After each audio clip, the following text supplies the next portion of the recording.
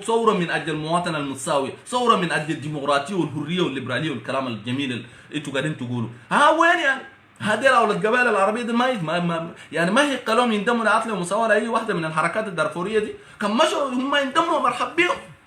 انتوا ليه مشيتوا عبيتوا ناس قلتوا ديل ما اعرف ميليشيات وبتاع، وانت بس يعني اي زول بينتمي لقبيله عربيه مناته ميليشيا عندك بوي. ويا اولاد مساليت واولاد قبائل الدارفوريه الثانيه، وانتوا تعرفوا انا بقصد ناس منو تعبيه وكلام الفارغ اللي تسووا فوقه ده ما بودينا لقدام. ما اعرف ليك ديل جايين من تشات ومستوطنين جرد، انت مساليت ديل ما 90% قاعدين في تشات. انت بس بالنسبه لك انت بس الزول الثاني ده تشادي، انت ما تشادي، والزول الثاني ده ما ينظر لك انت برضه تشادي. لو بقى موضوع قبيله مشتركه قاعده هنا وهناك. مساليت ما قاعدين 300 مليون مسالات ما قاعدين في التشاد ومولودين اجدادهم تشاديين. بفهمك ده لو اصلا ده تشاديين عشان هم قبائل مشتركه، انت برضه ما قبيله مشتركه اولاد مساليت. فما تعبونا ده المستوطنين جدد، وانتم بتعرفوا انه ناس قاعدين في الجنينه قبليكم ويقعدوا بعديكم كم. احنا ما دارين نبني دولة بتاعت المواطنة المساوية، دولة الحقوق ودولة العدل والديمقراطية والمساواة والحاجات الجميلة. ما لازم نحط النقاط في الغروف. ما لازم نكون منصفين. ما نطلس تطليس والكلام الفاضي ده ما بودينا لقدام. تطليس والكلام الفاضي اللي انتوا هسه قاعدين تسووا فوق ده ما بودينا لقدام. انتوا لازم تعرفوا ان احنا ما نطلسكم بعد ده. اولاد عرب يجوا يقولوا كمان يا اخي دايرين نحول المعسكرات ما اعرف لك برا يودهم وين؟ هو فرق شنو ود مسارات دي يقول يا اخي عرب ده ما دايرينه من دار دوخه يودلهم برا، وتعرف انت تيجي تقول معسكرات دي ما دايرينها هنا في الجنينه لازم معسكرات دي يودوها برا. فرق شنو؟ ما واحد، مضمون الكلام واحد. انه انت ما داير مصالح جوا هنا وذاك ما داير عرب جوا هنا، كلكم ما تقبلوا بعض. ما دي الحقيقه. معسكرات يودوها وين؟ الناس جايه من الحروبات وجايه من الحاجات الكثير اللي ما مقبوله. الناس قاعدين يفتشوا سلام وامان، الناس جات سكنت جنب المدن عشان تلقى امان. انت تيجي تقول ناس يحولون من هنا، يحولون وين؟ الناس السبب اللي خلاهم جو هنا شنو يا اولاد اهل العرب؟ الناس اللي قاعدين في معسكرات جو شنو؟ الناس دي المعسكرات هنا جو شنو؟ بيعطوا سبب جو المعسكرات دي.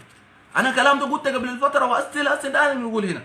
انتوا لازم تعرفوا اولاد اهلنا العرب، الناس اللي قاعدين في المعسكرات اللي انتوا دايرين تحولوهم ديل كانوا من شلاليات عربيه، ميليشيات عربيه، وكان بيدعموا النظام ديلك. وانتوا ربما اضرب كلام ده، انتوا اضرب مني انا بكثير. الناس ما جو. انتوا الليله ما في قبيله عربيه واحده قاعده في معسكر من المعسكرات الموجوده. 250 معسكر في دارفور، اكثر من 60-70 معسكر للاجئين في تشات والحتات دي. ما في واحد قبيله عربيه اسره واحده ما في. انتوا ما اتدريتوا زي ما نازل يتضروا. انت لما تيجي ترفع نخرتك وتقول نازل نحول من المعسكرات، معناته انت هنا بدأت ترجعنا للمربع الاول. المربع الاول انه انت ما دار تقبل وذاك ما دار يقبلك. قال اذا في مشكله حقيقيه لازم المشكله دي نحل. انا هنا قاعدين نقول الاستفزاز اللي هسه قاعدين تسووا فيه يا اولاد اهلنا القبائل العربيه. انا ما برحم اي زول. انا ما عندي شغله بعرب ولا مصالح. انا بشوف الشيء المنتجي شيء انا شايفه حقيقه دي بقوله. ما عندي مشكله. ما تيجي تقول لي ده المصالاتي وذاك عربي يا زول. انا ما عندي شغله بيكم كلكم، حته عاليه دي اطلعوا عليها كلكم. لكن انا شايف في مشكله حقيقيه لازم نقول. انتوا لازم تعرفوا انه يا اخي اهلنا الان في المعسكرات دي قاعدين ديل عانوا منكم، عانوا من اهلكم. انتوا خلونا نكون واضحين شويه كده. عانوا من اهلكم. حتى لو ما عمك ده في زول من قبيلتك كان شارك في قتل الناس دي، شارك في اباده الناس دي، شارك في ذبح الناس دي، شارك في تشريد الناس دي، شارك في حاجات كتير. اذا نازل عانوا بالطريقه اخرى، نازل عانوا منكم انتوا. انت الليله لما تيجي تقول يا اخي نازل يحولهم ويودوهم وين ثاني، في ناس ثاني ميليشيا من القبائل اللي انت تنضم لهم دول بمشوا ثاني بيذبحوا ناس دول وبيقتلوا الناس دول. وده الشيء اللي حصل لمده 20 سنه في دارفور. فاذا لما انت تيجي تقول يا اخي يحولوا المعسكرات، معناته انت هنا في مشكله حقيقيه. زي ما علينا نرفض انه واحد يقول يا اخي انت تطلع من دار دوكا، نرفض انه انت برضه ما تقول يا اخي، انت برضه ما تقول يا اخي نازل يحولون من المعسكرات. ما في حاجه اسمها يحولون من المعسكرات. انت في مشكله حقيقيه. المشكله دي خلت انه الناس تيجي تقعد في المعسكرات. الناس دي لازم تشوف لهم حلول جذريه للمشكله الحقيقيه. وشفت خطاب الكراهيه اللي قاعدين تقدموها انتوا اولاد اهلنا العرب. خطاب الكراهيه وخطاب بتاع انه يا اخي انتوا دارين تستفزوا الناس وتهينوا الناس وما اعرف ليكوا استفزاز وتنكيل وكلام الفاضي ده تاني برجعنا للمعسكر للمربع الاول. انا قاعد اشوفكم كلكم في الميديا، قاعد اشوفكم قاعدين تفتخروا بهته بتاعت الجنجويد وهته بتاعت القتل والذبح والتشريد واغتصاب، وده غلط، وده غلط، وده ثمنه غالي جدا تدفعوا لسنين طويله ثاني قدام. انت بتاع انه انتوا تفتخروا انه تقولوا يا اخي احنا انا نفتخر انه اكون جنجويدي. الجنجويد ده معانا عندنا زول مجرم، جنجويد ده عندنا زول مجرم، زول قاتل، زول مغتصب، زول بيجي زول كان بيحرق الناس، زول بيغتصب الناس، بيذبح الناس، زول بيغتصب قاصرات، زول ده بيقتل ابرياء.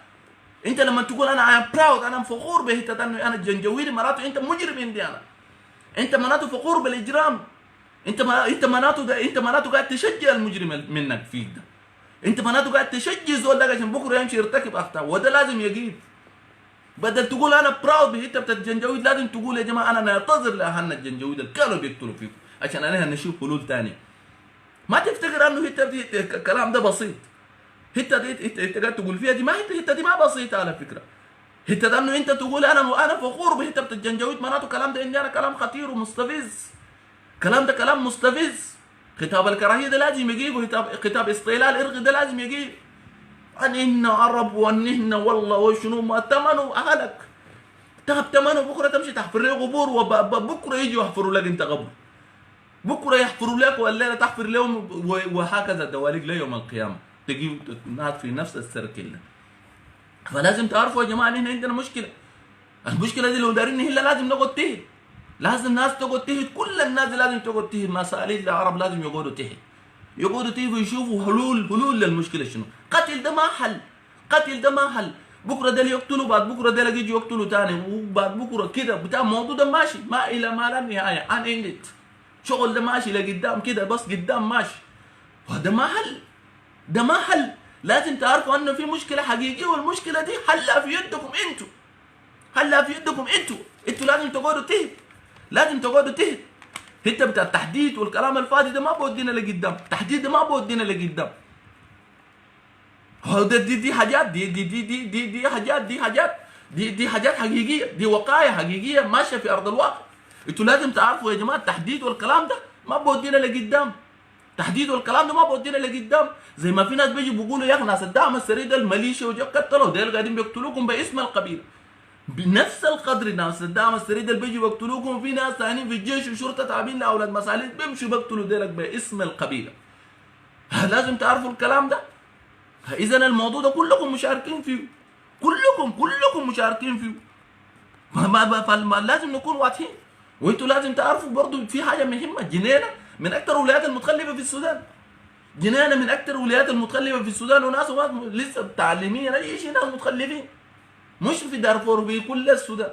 الناس اللي بتعبوا بحاجه بسيطه، وناس الناس غرقانين في القبليه. يا جماعه لازم تعرفوا كتاب القرايه ده مهم جدا، لازم يجيب، مهم جدا، لازم توقفوا الحاجه دي، الحاجه دي لازم تجيب يا اولاد اهلنا المسالك وعرب. فده الكلام اللي كنا دايرين نقوله. فانتوا لازم تعرفوا انه الموضوع ده حله في يدكم انتوا، ان احنا لما ما عندنا مصلحه عنه يا اخي ديل يموتوا ولا ديل يموتوا، لكن مصلحتنا واحده، المصلحه الواحده دي انه يا اخي انتوا لازم تجيبوا تصالحوا وتمشوا لقدام، تصالحوا والتدليس والكلام الفارغ ده لازم يجيب. اولاد اهلنا المصاليد ما لازم يعرفوا، لازم يؤمنوا تماما ان المشكله دي ما عندها علاقه بالقبائل الثانيه، بس مشكله بينهم وبين اهلنا العرب في دارفور، ودي حاجه لازم تجيب. ما تأبونا جنجويد بيقتلونا، لا ديل ما قاعدين بيقتلوكم زي ما زمان بيقتلوا باسم اسم النظام والكلام ده، ديل الليله قاعدين بيقتلوكم باسم القبيله بتاعت باسم القبليه. فانتوا لازم تعرفوا، ودي حاجه مهمه، ان احنا ما عندنا مصلحه انه انتوا تموتوا، مصلحتنا انه الموت يجيب، مصلحتنا انه دارفور تستقر، مصلحتنا انه اهلنا ما يعانوا، ودي حاجه مهمه، دي حاجه مهمه جدا. والتدليس ومعرفة التعبية والكلام الفارغ، ونمشي ونجي كل سنة نمشي ونجي نتكلم بس الناس ضحايا، معناته موضوع الضحايا دي حتستمر، الضحايا دي مستمرة لقدام، معناته بكرة في ضحايا تانية، بعد بكرة فيه وبعده فيه وكده. انتوا لازم تعرفوا الموضوع ده حله في يدكم انتوا. الكراهية ما بتودينا لقدام، الكراهية خطاب الكراهية دي كمان ما تودينا لقدام، خطاب الكراهية ما تودينا لقدام. ما تقعد لي ورا الشاشة وتعبي الناس، ما تقعد ورا الشاشه وتقول يا جماعه القتل واقتلوهم واقتلوا بتاع، لا لا لا لا لا انت الليله ما تقدر، انت ما لو قلنا لك انت هسه انزل امشي قاتل، انت ما تلاوس، ما تقدر تعمل. لكن انت فالح، فالح لما تخط لك مويه بارده كده وتتكلم انت فالح. الحاجه دي لازم تجيب. احنا ديل احنا بساطة، كلام بسيط بيعبيهم، كلام بسيط بيعبيهم، بيمشي بيموتوا. والموت ده ما بيجيب. انا الليله لما يجوا يقتلوا لي اخوي وامامي وخلاني وخالاتي، بكره انا ذاتي بمشي بينتهر بقتل وكده، وبداك بكره بيجي بقتل وكده. انتوا ناس شفتوهم ده، الناس غرقان زعلانين، غرقانين في قبليه وكراهيه. الناس اللي بيقتلوا بهبت. انتوا قاعدين تقتلوا يا اولاد اهلنا المسالين، انتوا برضو قاعدين تقتلوا. ما تنكر، ما في زول ينكر يا زول. ما انت يا داري يقولوا لك ده الميليشيات جنجويد بيقتلوكم، انتوا ما انتوا ذاتوا قاعدين تقتلوا، انتوا ذاتوا قاعدين تطبخوا، انتوا ذاتوا قاعدين تقتلوا. والمشكله بتاعت اولاميس دي مشكله سببها شنو؟ المشكله دي سببها شنو؟ واحد يجي ينكر لي المشكله دي ما سببها معروف، انه في اثنين من اولاد اهلنا العرب دول قتلوهم. الناس اللي قتلوا دول جو دخلوا في معسكر ابزر. معسكر ابزر معروف ان الجنينه بيعرفوا معسكر. ما اداك الناس لما جو هنا حصل الكلام ده، انتوا بكره توالي شلتوا حاجاتكم، مشيتوا توالي كمان هناك في هاي الجبل مربع 5 ولا شنو ده، توالي عبيتوا نار. ما دي سبب المشكله، دي سبب المشكله. اذا انتوا ذاتوا مشاركين في القتل، انتوا ذاتوا قاعدين تقتلوا، دي ذاتوا بيجوا قاعدين بيقتلوا. ما في زول يجي يقول لي ده ما قاعدين يقتلوا، قاعدين بيقتلوا يا زول.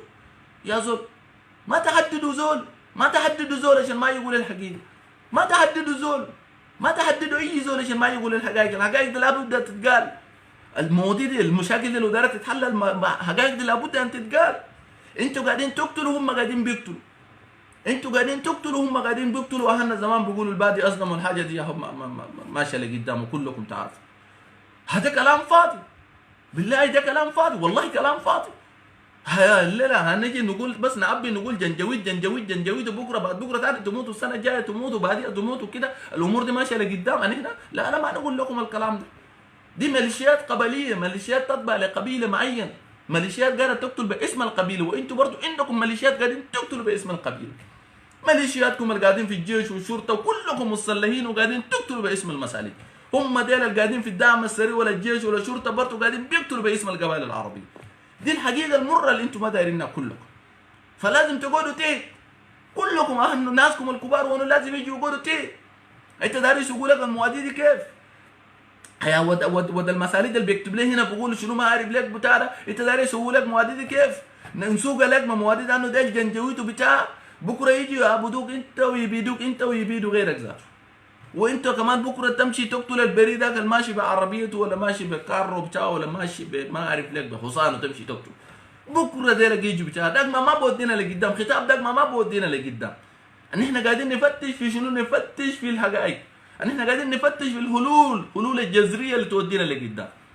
الكتاب اللي انت دايره ده، انا برضه قاعد ورا الشاشه على فكره، قاعد ورا الشاشه نعبيه لك ونعبي جانك ذاته. ما ينفع ده، ما ينفع داك، ما بودينا لقدام، داك ما بتلينا برا الامان، ما بتلينا برا الامان. انت ما دار تقبل زول يا مصلاتي القاعد في الجنينه، انت ما دار تقبل اي زول، انت دار تقعد براك. ما براك، ما تقدر تقعد براك. ما في زول بيقدر بيبيد ناس. لو زول بيقدر في الدنيا دي بيقدر بيقتل ناس، بشير ده كان اباد احن، بشير ده كان كلاحنا في دارفور. لكن ما في زول، ما في بشر في الدنيا بيقدر بيبيد الناس. انت لو هتتانو دار تجيل الناس، تشيل القبائل العربيه كلهم من جنينه تقعد براك، ده كذاب. لا يا كذاب، كذاب، ما تقدر. اذا شوف في حلول. خطاب الكراهيه ده لازم يجي سي ستوكن ستوب. ما تتكلم كثير، ما امنع الكلام الفارغ ده ما ينفع. تقعد ليه في اوروبا ولا ما اعرف ليك في الخليج ولا في اسيا ولا في امريكا وشنو ما اعرف ليك، تربي لك في كرشه وبطنك كبير وما اعرف ليك، تاكل الحاجات السمحه ديك وشنو، تيجي تعبي الناس اللي قاعدين في الشمس، قاعدين في اهلنا في دار الجوف. كلام ده غلط، كلام ده غلط. لازم لما تطلع لايف توري الناس انه يا المشكله دي حل، ناس تقعد ما تعبي لي ناس بفهم بتاع انه ده جنجويد واقتلوا جنجويد وجيبوا السلاح وامنوا السلاح وبتاع. هذا انت مغفل، هذا المغفل. اللي بيقتل ما بيمشي بيصرح، اللي بيقتل ما بيصرح في الميديا بيقول انا داير نقتل. كذاب، لاير، انت كذاب، انت موهوم، انت مجنون، ما نصيح. اللي بيقتل ما بيقول انا جاي داير نقتلك. الزول اللي بيقتل ده بيمشي بيقتل بيدس بيمشي بيقتل، ما بيعلن. الزول اللي بيعلن ده ما كذاب، ده منافق ساكت، ده كذاب. اذا لازم تعرفوا انه الحاجات اللي انتوا قاعدين تسووا فيها دي كلها غلط. غلط في غلط، والغلط ده لازم يقيف. وده كلامنا، ولا يوم القيامه واقفين على الكلام ده. احنا دايرين حلول جذريه. اهلنا العرب في غرب دارفور واهلنا المصالح لازم يقعدوا يحلوا المشاكل. شباب انا نطلع من اللايف ده زي ما وعدتكم، نطلع من اللايف ده ونعمل لايف تاني للمداخلات. بس نطلع من ده ونفتح لايف تاني للمداخلات. انا واقف على وعدي معكم. كده نقفل ونجي لايف تاني نعمل لشنو؟ للمداخلات. خليكم قاعدين كلكم.